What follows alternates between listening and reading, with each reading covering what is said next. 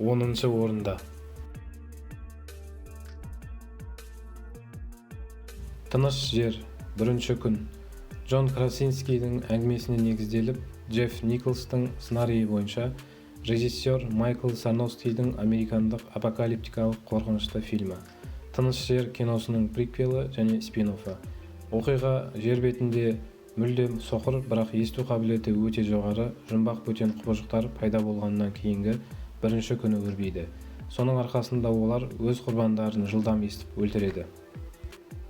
Сэм Нью-Йорк қаласының маңындағы хоспистің терминалды пациенті. Басқа науқастармен бірге Манхэттенге қуыршақ театрына барады.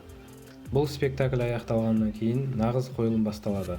Ол ештеңе көрмейтін, бірақ бәрін еститін өзге ғаламшарлық құбыжықтар. Өздерінің бар өнерін көрсетіп, қаланың тұрғындарын таңқалдырады.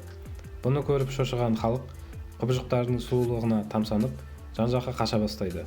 Сэм басқалар сияқты жүгіргенше осы жерде қалып, әрі қарай құбыжықтардың биін тамашалайын дейді. Бір уақытта қарны ашып кетіп, пицца жеуге туған ауылы Гарлемге баруға бел байлайды. Ол жерге артына қалмайтын мысығы Фродо және англиялық заңгер студентпен барады. Әрі қарай оларды шытырман оқиғаға толы жол күтеді. Бұл сериясы алдыңғы бөлімдеріне қарағанда деңгейі төмен екенін байқадық. Сюжет қызық, динамикалы, ортасына таман зерігесің. Бірақ керемет спецэффекттерінің арқасында құбыжықтарды анықтап көре аласың. Ал басым көпшілігіне тек мысық Фродоның рөлі ұнаған екен.